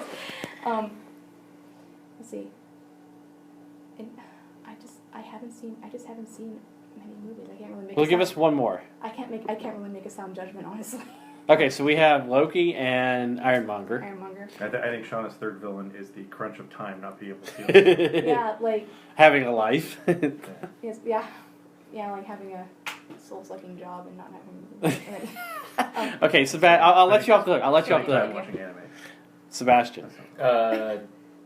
Definitely Wilson Fisk, Aldrich Killian, and for a third one, that's tough because for every 5 there's 10, and then for every 10 there's 20. So it's always hard to put lists together. But for compelling, like I really liked Purple Man. It was just like because he's a spooky bad guy. Yeah. He's really good. Which is Kilgrave for those of for Kilgrave, Purple Man. He's a spooky bad guy. He's really good. He's just really well acted. Yeah. But definitely, Fisk is easily my number one, and Aldrich Killian, because also, again, for as weird as that movie is, the actor who plays him, his name always escapes me. He's not in a lot of movies. Guy Ritchie? No. Guy Pearce. Guy Pearce. Guy Ritchie's the director, yeah. Yeah, Guy Pearce, really, really good. Iron Man 3 is directed by Guy Ritchie. What the hell are they saying? I don't understand. And I would say Robert Redford's character. Alexander Pierce? Yeah, Pierce is really good. But Pierce is also just like God damn, Robert Redford. Like the moment the tables turn and his cleaning lady comes back into the house for herself and I tell you, Sarah, I'll be completely honest. I wish you knocked, and then he just shoots her. I bought him as the good guy until that scene. Yes. Really? Yeah. The first time I saw it, I was like, because they also don't show you who he's talking to. Yeah, I'm sort of like, okay, he's not like the best of guys. There's probably something going on, but I didn't see him as being like the manipulator, the mastermind. And then it hits like, oh damn! And he's fantastic in that film too. Right. Because I always remember the day that Darren came into the store and he said that he thought Robert Redford was terrible as that character. Really? Yep. And I nearly kicked him out. Like, get out of my store. Get out of it's funny my is store because now. Get out. Because as always, it seems like every weekend Cap 2 and Guardians of the Galaxy on, and I've seen them both. No, it seems like it because you keep turning them on. And when I turned it on to Cap 2 Saturday night? Yeah, Saturday night because Sunday night was Guardians. It started on you that realize scene. You have a TV, right? Yeah. You can watch TV. Yeah. You do realize There's have other movies. Yeah, there's other you can movies watch, out there. Anyways, it was the part where he's at the kitchen table. Winter Soldier's at the kitchen table in the shadows. Because they don't do that turn until who's he talking to? And it's like, oh shit, it's the Winter Soldier. Well, what's going on? Yeah, is Pierce gonna die here? Well, yeah, you can see it because he's sitting there and he's sitting in the shadows, and you can kind of you see the gun on the table. Right, it's like, oh shit, is Pierce gonna die here? Pierce is saying goodbye to the maid, and then really he's at the refrigerator. Of it looking exactly like the scenes where the bad guy's there going, you need to give me information. I'm going to reach for this gun and I'm going to kill you. Yeah. If you don't get it. And then he turns around and says, do you want some milk? You want some milk? I'm like, oh, damn.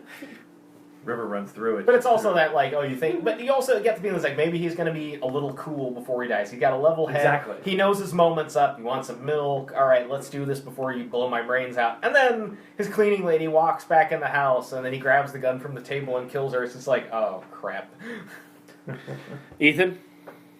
My top 3. They got to all be from Iron Man because those are your 3 favorite films. They're all Iron Man 2. No, Fisk, Kilgrave, and Loki, I would say, are my top 3. Okay. So far, Loki's got 2 votes, and Kilgrave's got 2. And Fisk has got... Yeah. Fisk got 2. Well, wait, your third was Pierce. Yeah, I'm gonna go with Pierce because I just. So you said Fisk, my Fisk, Kilgrave, and my number 2 would be Alexander Killian because just the Killian, homegrown terrorism, all that stuff is that's so right. So then Kilgrave is your 4th? Would be my 4th. Extras. Yeah. Because it's like that overachiever. But no, it's just like the Aldrich Killian has got like that. Like this is like there's a lot to this that I wish you expounded on. He had a good. If you're gonna remake a Marvel movie, yeah, there's genuine. Can we remake our Iron Man? There's genuine lack of human. Like there's just general lack of human decency in. I would have loved to seen Iron Man 3 written and directed by the team that did Winter Soldier. Yeah. By the Russo brothers. The Russo brothers. Yeah. But also written by all the people that they wrote it. The Russo wrote it and directed other people also helped write it. And yes. Down the line, I would have loved to seen that team do that film rather than Shane Black. Right. Because I'm not like Shane Black movies, but they Iron Man. It wasn't right for Shane Black. Right. It's also it's Robert Downey Jr. Yes. You're like, you can't really make this into a serious film because you now have this character that's all crazy and he's got all the quips and you got to make sure they get those lines in there. But you had him with PTSD that you could have added some of that. I think if somebody was who could do that's why I'm saying I'd love to see if someone gives that story and says these are the elements we want.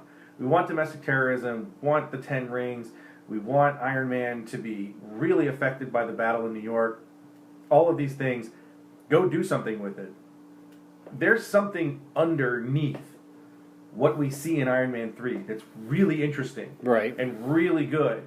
But instead, we get all this crap with Pepper, and we get all this crap with Rhodey, and we get a lot of quips and a lot of humor that doesn't need to be there. Mm-hmm. You get a extremist thing that's told to a mass market audience that didn't know it existed very, very early. And it's very hard to tell the extremist the whole story of it. But it's not even the whole story of extremists. They gave away the mystery. That's what it was. The mystery was given away so early. Look, that's true. All of us at the table would have watched it and go, I know what this is. I know what's going on. It's kind of like the Bucky thing. And you have to watch Cap. You have to watch Iron Man solve a mystery that the answer was given to us for like an hour and a half. No. And we when we first did the review of that, one of our first shows, we talked about that. That was one of the things that I said is it lacks. It's a failure in writing and a failure in directing. That the scene at the Man's Chinese Theater doesn't go to a long shot when he opens the briefcase, right? And he just explodes. If he opens the briefcase and you go to a long shot and you see a huge explosion, as an audience, if you don't know the story of Extremis, you're sitting there, there's a bomb in the briefcase. Right. Okay, so what's going on? And then the point in which Tony gets to see... When he's in the news truck. The truth is, that's a simple edit too. All they need to do is, you could have and there's fighting. No point, because of the rest of the way the film develops, there's no point in giving that to the audience, because you don't see anything from the other side. Everything is from Iron Man's side for the most part. There's nothing compelling from the other side that makes you go, I'm glad I know that the soldiers are being infected. Like until you get to the part where he's being chased by the chick through the... Exactly, and that's where the reveal is, that this is what's going on. And that's why Iron Man is a very interesting movie that should have been much, much better. Yes. I mean, Iron Man 2... You're talking about maybe one or two cuts. This is it. It's not even one or two cuts. It's not one or two cuts. There's a lot more to it. It has to be a different tone of a film. Because I think that film is a tone of going, we have a star in Robert Downey Jr., everybody loves the way he portrays Iron Man. They've changed every other incarnation of Iron Man that has ever existed since then to match what Robert Downey Jr. does. We're making a Robert Downey Jr. film that has some other pieces in it. Did you like the interaction with the kid? Not really. I would have liked... Was it contrived? No, I don't think it was contrived, but I remember when I watched it with Travis, not Travis Jones, other Travis, who pops in and out. It was one of those things where we were sitting watching the movie... Because me and him both saw the movie after the theaters, and we're like, this isn't as terrible as everybody says it is. But I remember we were both sort of chatting. It's like, is the little kid in Tony's head from the PTSD, or is that a real little kid? That would have been interesting. That would have been really good. And then it was like, oh, he ends up being a real kid because he gives him the gifts at the end. But I would have liked, man, if that was supposed to be little Tony. Because then, again, a failure of writing. If that is the nuance that you give to something that to me feels like Robert wanted to be out of the suit for most of the film. Yes. So let's make up this story where he's in a Christmas sweater for a lot of it. And, he has to be in a Christmas sweater. It's a Shane Black movie. Yeah, most movies are Christmas movies. He loves this time of year. Then it's something very interesting that comes out of... You serve both purposes. You have something that's very interesting to the character, interesting to the story of the film, interesting to what's going on, but you also get all the scenes that you want in which Tony acts, aloof and kind of crazy and funny. You have all of that together, but you didn't go for it. Instead, you're just like, No. It's got to be much more straightforward. Iron Man 3 that is way too straightforward. So much more interesting. Because the ending is terrible. Yes. It's horrendous. It was like it's everything between the president and Pepper and well, I think if there was, I think what the Iron Legion needed was a better build up to it.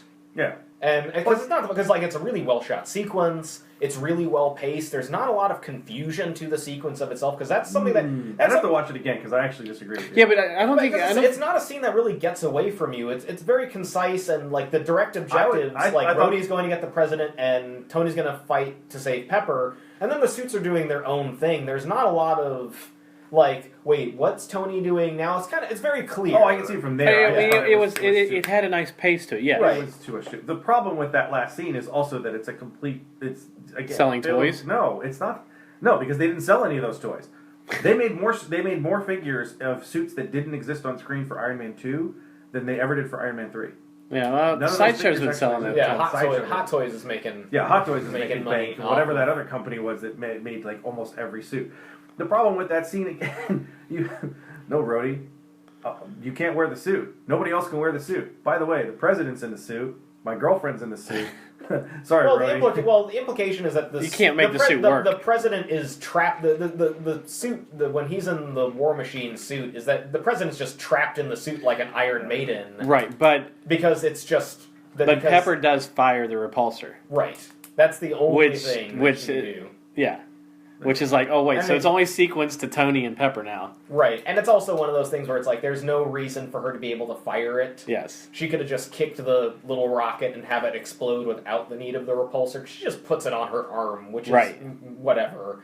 It's a way to say, look, we can have, Pepper. Rescue. No one can exactly. It's totally for rescue. No one can steal my suit anymore. Yeah. And even when they're in the mansion, it's not. You could argue it's not really Pepper using the suit; it's him controlling it with mind control. Right, and I was going to bring that up, but yeah, and you're that's right. The problem with the Iron Legion, but they don't explain the attack on the Malibu house. You're like, well, why doesn't he just have the Iron Legion show up there? Right. Yeah. I mean, it's too much, and you don't hold on until the end exactly, of the movie. And that's the problem. Is so much of the movie is contrived. Yes. To me, to fit an agenda that you put out. There's a lot of specific scenes that, and they it's want not to get good to. enough to me to forgive it because you could probably say that about every film, and you're like, well, I enjoyed that film, so right.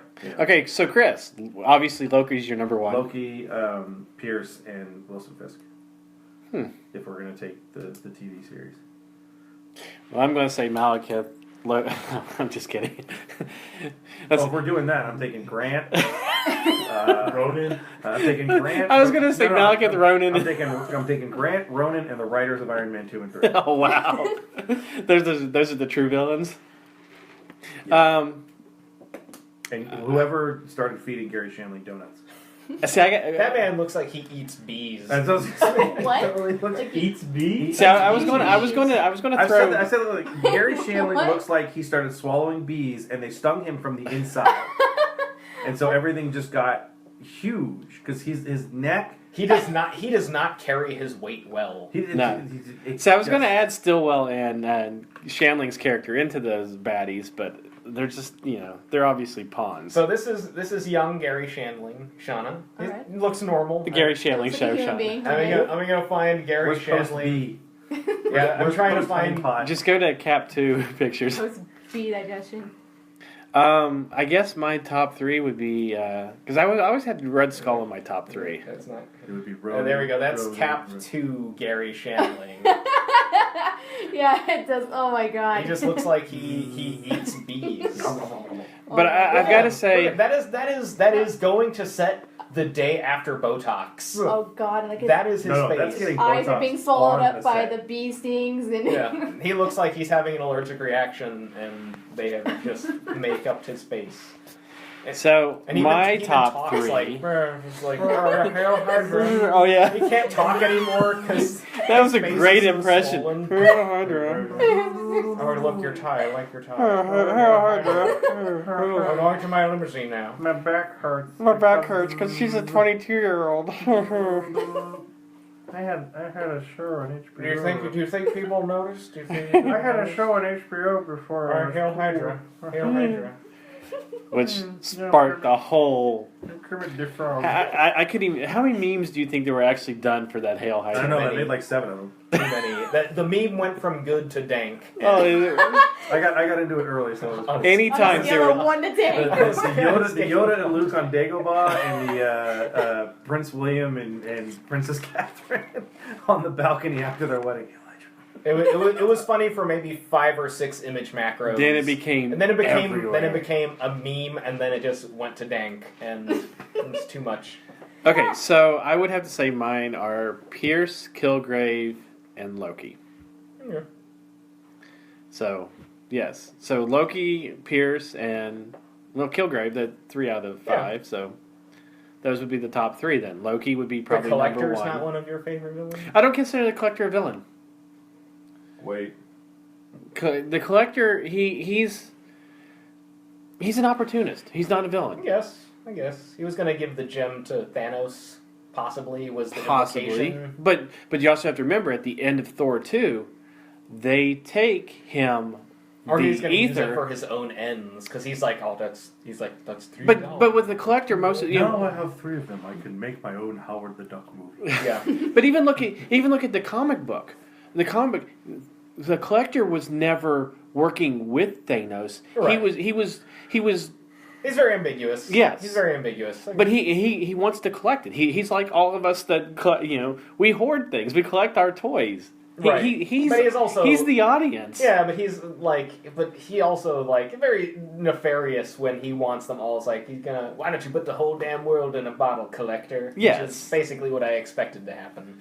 But he well, I mean, because they obviously wouldn't have taken the ether, or the Asgardians wouldn't have taken the ether to him if they would have thought that he would automatically give it to Thanos, which he obviously didn't. So far. No, he's collecting them. They also That's don't. the best one. Yes, that's the best one. The Bert and Ernie. Hail Hydra, Bert. Okay, so we're already starting to run long, which we normally do. Walking. Keep eating cookies in the bed. What? Did you go to Bill Cosby? You keep eating the cookies in the bed, and then I give you. That's why I had to give you the. There's the Family Guy thing with Bert and Ernie on it's like some cop drama that they make it. You're shooting again, Bert.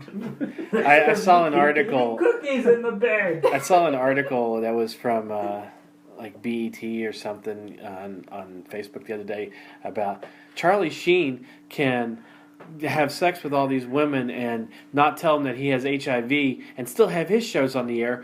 But Bill Cosby had allegedly sex with these women 20, 30, 40 years ago, and all of a sudden all of his stuff got pulled. Oh, there's going to be a shitstorm. There's going to be a shitstorm. There was a difference. He raped those chicks? Allegedly. Well, there is a difference, but also withholding that information of having HIV is a crime. Yes. And now that that's out, I guarantee you there is a legion of lawyers looking for all these women who they're going to. Oh yeah, they already started. Yeah, they're going to put that man in prison. And what's her face today? And the fact that I can't say because I don't know if 2.5 Men is still on the air somewhere in Ukraine. No, it's on the air here, and also that show will anger management. That show will be coming off the air soon. I guarantee it. Ukraine. Okay, so young Rick looked in the first season. Yeah. Oh my God. Speaking of Rick and The Walking Dead. There you go, Ethan. Make your subway. Make your subway. Subway. Jarad. Make your Segway. People who do things illegally. Wow. So. Why haven't they taken Subway off there? I don't. Why are you talking to me see for? That commercial? We at Subway are really, really sorry. Is that like the BP guy? Sorry. We're sorry that $5 footlongs means something totally different now. In Jared's world, so The Walking Dead. Jared started his career trying to get into smaller pants and ended his career trying to get into smaller pants. Wow. So, anyways, Walking Dead mid-season finale happened last night. I'm trying to get away from it. No, we're going to hell for the one where I did the Indian voice for the whole. we were all destined for hell long before today. That's true. We wear mixed. My rocket sled to hell is already reserved. It's just waiting for me to die. Ethan's rocket sled to hell was already in motion once he met me. Was already in orbit? It was in motion. Is hell in space now? Yes. Space hell. Space Hell. Space Hell. It's Sounds worse than Sci-Fi regular Channel. hell. I got an idea for you. It's called Space Hell. Space If you Hell. want to get on this You know train. Sci-Fi Channel's already done that. And it stars Dean Cain. Just like everything else. No, Casper Van.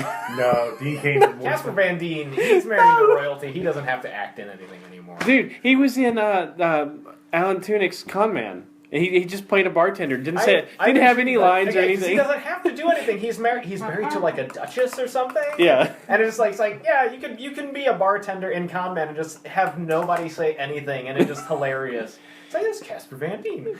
The only thing anybody knows that man for is Starship Troopers. He was at Kamikaze.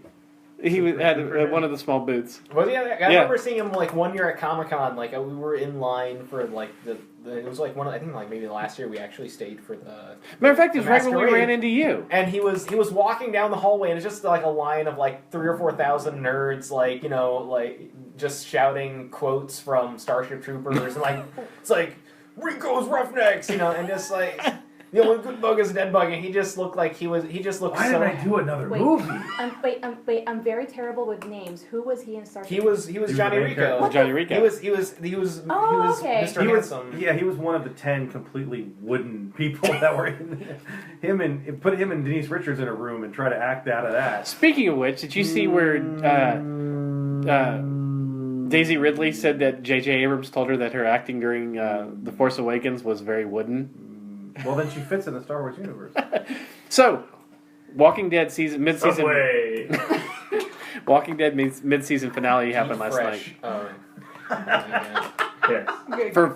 We should say What have I for done? a full review of the show, check out the Walking Dead cast we did last night. But I wanted to get your guys' opinion of the show. I know Sebastian, you and Shauna haven't seen it yet. I've been catching in and out for the season.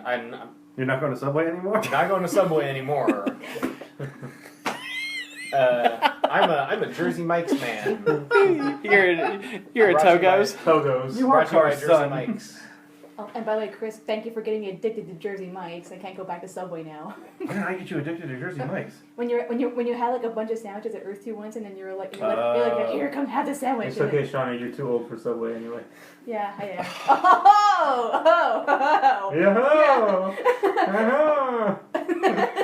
So what Brought to you by Quiznos. What happens if Mike or the entire state of Jersey gets arrested for child pornography? It either becomes just Mike or Jersey's. No Jersey. Jersey's got enough shit already. Jersey. They got a horrible governor. They already have a bad rap. They're going child pornography. Bring that on. We got Snooki. We got Snooki. Let's play JWoww. We will persevere. One of the best SNLs. Let's leave New Jersey out of this. They should have done it in the Constitution.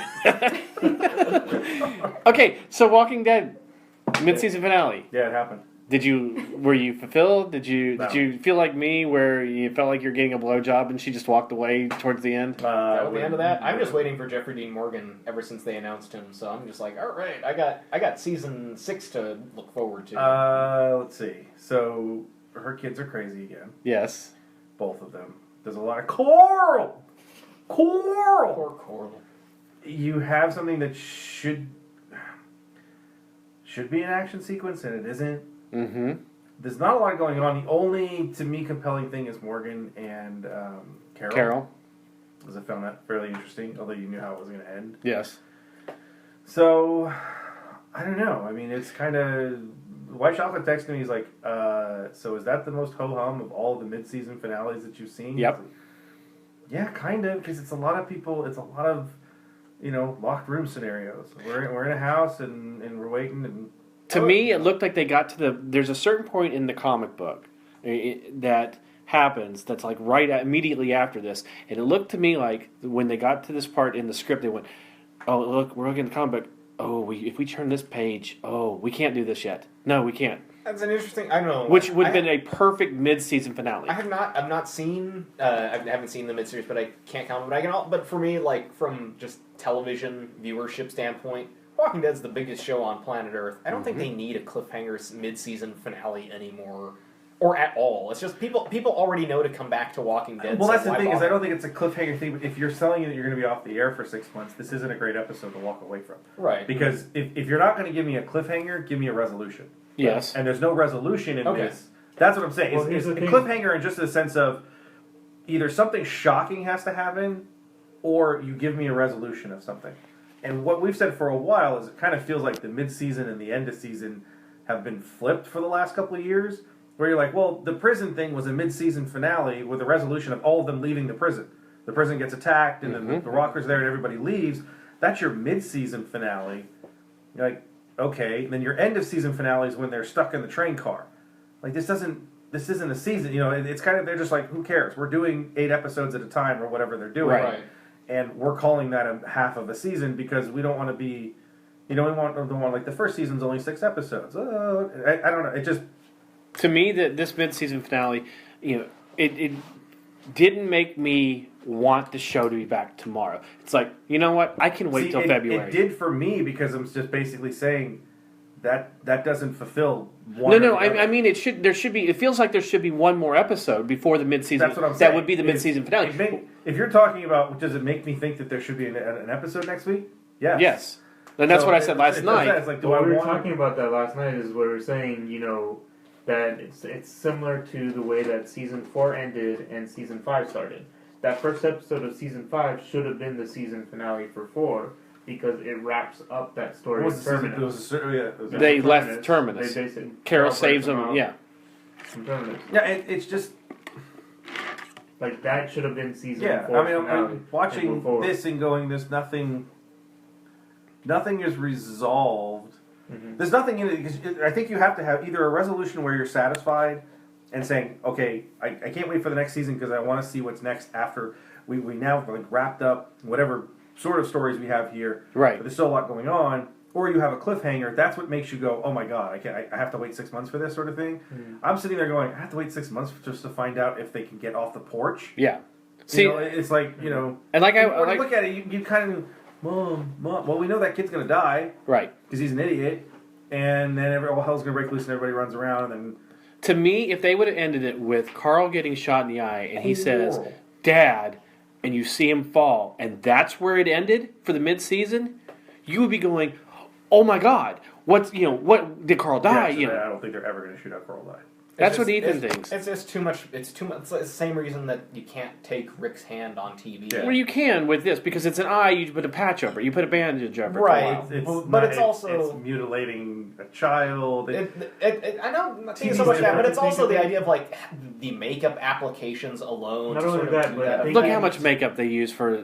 But that's different. But they don't have zombie's different than one of your main characters. Right. Again, the reason why you can't take Rick's hand is because the actor needs to act with that hand and do things. Right. Well, that's what Robert Kirkman said. One thing he could have changed with his comic book, he wouldn't have taken Rick's hand. Yeah. Right, because he still writes things like, shit, he doesn't have a left hand.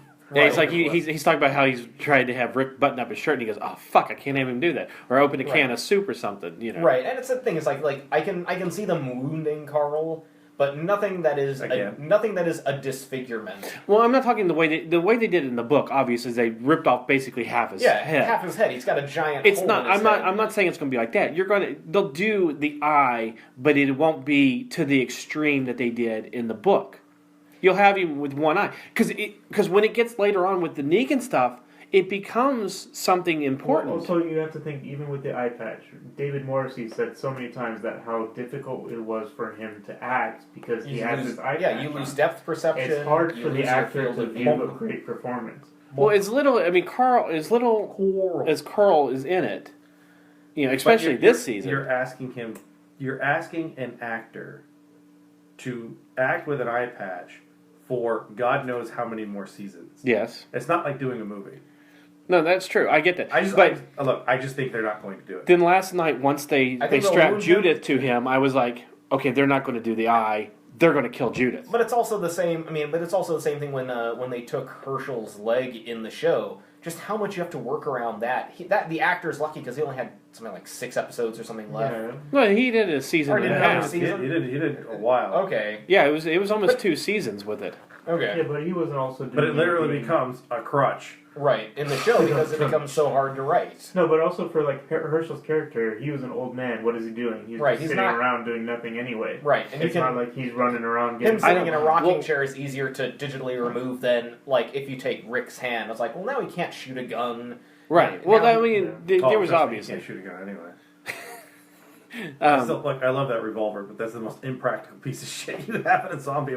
He's running away from 30 guys. You see him go and flick. You got 6 One-handed, shots. You're not hitting anything. No. I'm sorry. I know it's like with a 45. No, with anything. One-handed. There's nobody. When he's teaching him, he's like, just point it like this. No, not with one hand. But it looks cool. Exactly, and it allows you to run. And these guys should go steal some P90s and just have at it. It takes 9mm rounds, and they hold like 100 of them. So I mean, like I felt, and it seems to be going around the internet today. Everybody felt let down. Like there was a build up to nothing. What was I saying? Let down. It was just they felt unsatisfied. You have something where you have. That's what I said. You have a blowjob, and she walks away before you finish. So you have this idea that this community that you've been following for a year has been completely invaded, and the last time you invaded it, you had an episode that's all action. It's all them running around and trying to get away from them and killing people and people getting killed. And now you have all these zombies, and it's everyone's in a room. Mm-hmm.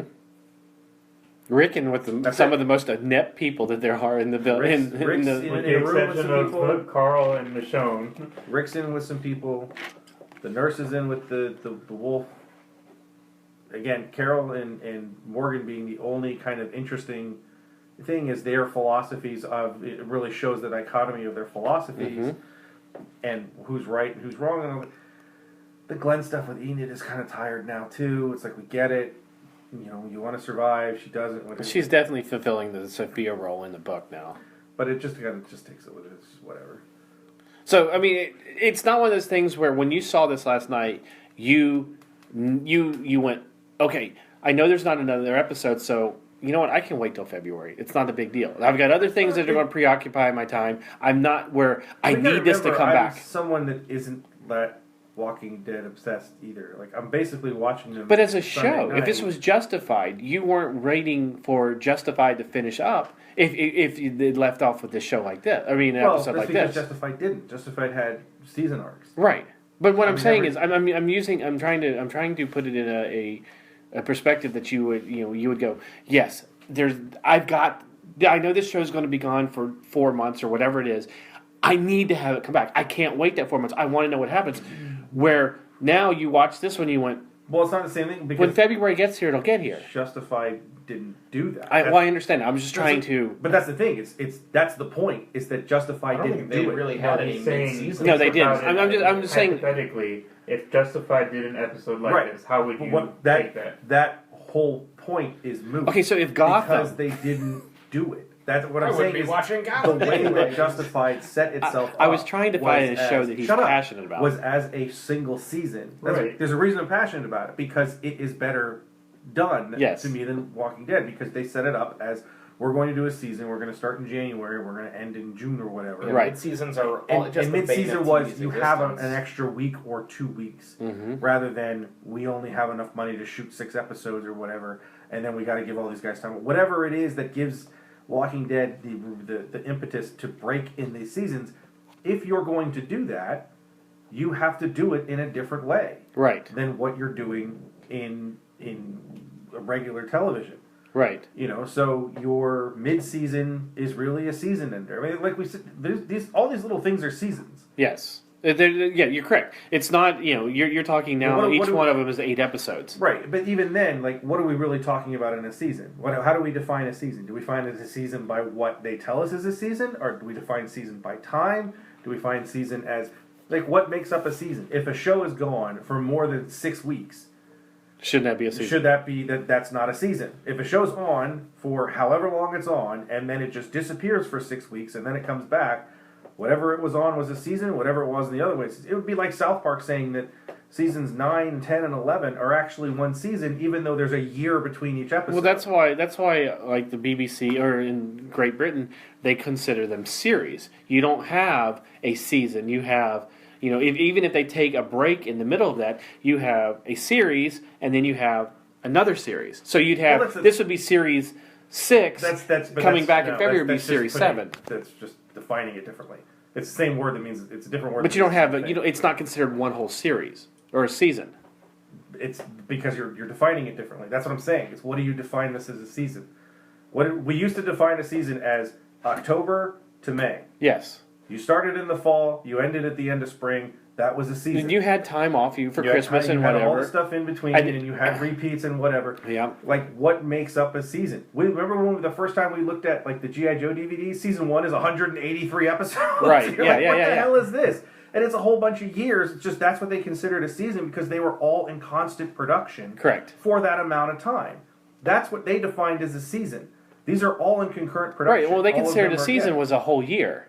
Well, it wasn't even because a it was a cartoon. But it's also they've already filmed all of this season of The Walking Dead. It's just for some reason TV has shifted away from showing every episode concurrently to just like for some reason we're stopping in the middle of it to give people a 2 or 3 month break. What they ended up doing with S.H.I.E.L.D. last year, because the year before, the season before was where you have 2 weeks on, we have a week off. We have 4 weeks on, we have 3 weeks off. We have a week, then we have 2 repeats. And then, they were using the Young Justice schedule. Yeah, last year they did 11 episodes, 8 weeks or 6 weeks or 8 weeks or whatever for Agent Carter, and then 11 weeks straight. But now you're saying you took 2 months off, where you didn't even have repeats showing. You just took 2 months off. Do we define that now as 2 different seasons? It's just like what constitutes a season and what constitutes what? What constitutes a season is what they're telling us is a season. Yes. But by definition, if don't think of it as a season or whatever, there's a big chunk of time between these episodes, and there shouldn't be, because there's no reason to have this be the last episode of anything before you take a hiatus. Correct. That's the problem. And I think that many of the Walking Dead fans feel the same way. There is that sense of... There's still going to be 18 million people that watch the season 5 mid... But I heard a couple of people talking. I don't remember which morning show it was, but they were like, "Oh my god, last night it was so intense, so exciting. It was so great. I can't wait for the show to come back and everything." I'm like, because they're paid to say that. Did they watch the same one that I watched? Well, intensity is different for different people. It's the only part that really I sat there and goes, I'm not going to fast forward through was everything that was happening between Morgan and Carol. Yes. Everything else I kind of took or left. Also, remember, God bless Chris Hardwick, but Chris Hardwick's not going to do Talking Dead and be like, "Dude, what the fuck was that?" I would have loved it, especially since he had Kirkman there. I would have loved to see him. I'm not going to say that, and it's like that's the thing is we also just have to. I'd love to also know how involved Kirkman actually is. Right. The way they 3 books. Right, but the way they talk to him is like it makes it sound like he is involved in the day to day. I see Kirkman really as more of a consultant than. He's more of what George Lucas is right now. Well, he's probably more of an executive producer, in which everything is ran by him. Exactly. He still has some say as to whether he goes, yeah, or not. But would this work in the universe? He's got a hell of a lot more say in it than what's his face has in Game of Thrones because he doesn't care. Right. I'm sure there's things that they bring to him and go, "Can we do this yet?" And he's like, "No." But that works. I really don't know. Can we say this? No, because I'm going to do that. I don't know how much he has in terms of what's been developed. But even listening to him last night, if you watch that first season, it's totally different. Right. It's obviously different because it doesn't end with Shane getting his head blown off. But now it's following it more and more closely. Oh yeah. Well, that first season was such an anomaly. I mean, we have to finish it. Granted, there are changes of maybe it's not Andrea doing this and it's Carol doing it instead or whatever, or a new character. Make him into a total pussy. Yeah, but I mean, it is taking it and they are following the linear storyline of the book. So I don't know. I just don't know why they changed the kid's name from Carl to Quarrel.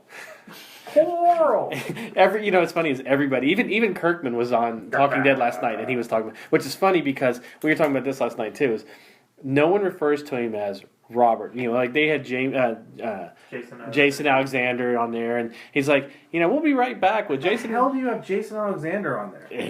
I don't know, because they always try to get some Jerry. Well, but I think they also have from what I've seen for the Talking Dead too, they just try and get fans of Walking Dead to go on. And if Jason Alexander's there, why not? But he's like, we'll be back with Jason Kirkman and I forget the other name, Tova, who was the actress who plays Deanna. But he's like, every time it's always Kirkman. And I'm like, I wonder if everybody just calls him now Kirkman. Did they show her on the cut or whatever? Because they don't show them when they die. Because it's like, oh wait, look, you always tell who died. It's a surprise guest. They always say it's a surprise guest. It's a surprise guest. Now that's how you know somebody's gonna die in the episode. It's like when we got a surprise cast member. It's like, someone's dying. Yeah. I'm running towards the zombies. So let's wrap things up on that note. Well, I mean, I don't know, because Sebastian and Sean haven't seen it, but do we want to talk about the little extra scene that was shown? That's fine. I'm not. He already knows. He just mentioned it a minute ago. Yeah. That they had the first announcement of Negan. Basically, yeah. But they also announced it on the internet. Within the show context. Oh, okay. There's actually is that Into the Badlands? Oh, okay. There's a group okay. of motorcycles that basically block the road where Daryl, Abraham, and Sasha are driving up to. Okay. And this so is that that's from the next episode though, right? That's from the next episode. Okay. Well, Jeffrey Dean Morgan also said he would probably make an appearance this season. Yeah. Well, which I don't understand how that episodes is this season. I mean, because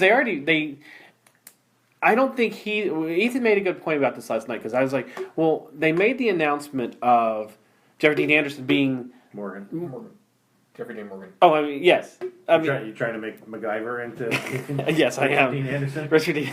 No, they made the announcement of the casting of Negan this year, or they made the announcement of casting Negan back November, or early November, or late October. Yeah, it was okay. Yeah, back in November. We're in November. Well, it's the end of November. Anyways, somebody said something bad about MacGyver. So they had already filmed the show. Ethan made a good point last night. Is they did with Michonne at the end of season 2, where they show just the blade, and from below, you don't see the full character. You may see the bat. Right. That's exactly. You saw her in the hood. You just didn't see her face. You didn't say who it was. It's not the same actress. Yeah, basically, and it's just somebody who they put in as which they could do the same thing at the end of this season. Which I said. Well, no, but Sebastian's right. The second half of the season's already shot. The whole thing was shot back 6 months ago. They could for the last episode. For the last episode of season 6, they could easily have an actor who's dressed in jeans and a leather jacket. Right. See him from behind, and he drops the bat or puts the bat over his shoulder or something. Well, if he doesn't say anything, it's just that imagery. That's Negan. Or they already cast him, and they just now released the information. Well, it's entirely possible that they did exactly like that for Michonne. Because he never said he was making it. I think he said Negan may have committed. So that's the thing, is they probably shot that shot, of Negan's reveal without showing his face, and then boom, you got Jeffrey Dean Morgan. You make show the bat, yeah. Because that's all you need to show. You just need to show Lucille. Yeah, you have a scene from his wife, the first of the next 8 episodes or 6 episodes, whatever the hell it is. 8 with him in it. He's not in it. They just make his guys, and now everything that you own, everything that you are belongs. Is Scarred-Faced Daryl gonna be in the group?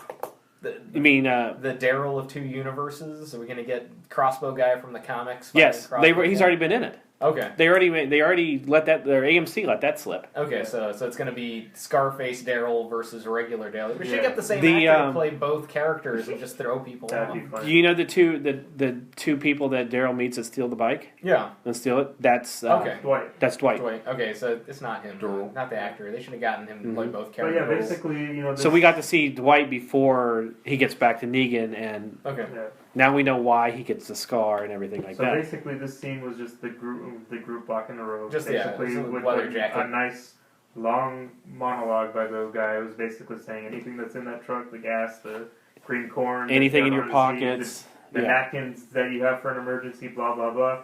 That all belongs to Negan. And that's how they ended. Basically, and that. So then that was their mid-season finale. Well, no, because it was in the middle of In the Badlands. Yeah. Oh, okay. It was the teaser for next season. That's the problem. Yes. It's in the middle of Into the Badlands. Yes. Well, how else are they going to get you to watch that show? Just put the scene at the end of it. So why wouldn't you just wait to the end of the show and just I started watching Into the Badlands. The problem with it is the main character's acting is horrendously bad. Is it? Oh my god.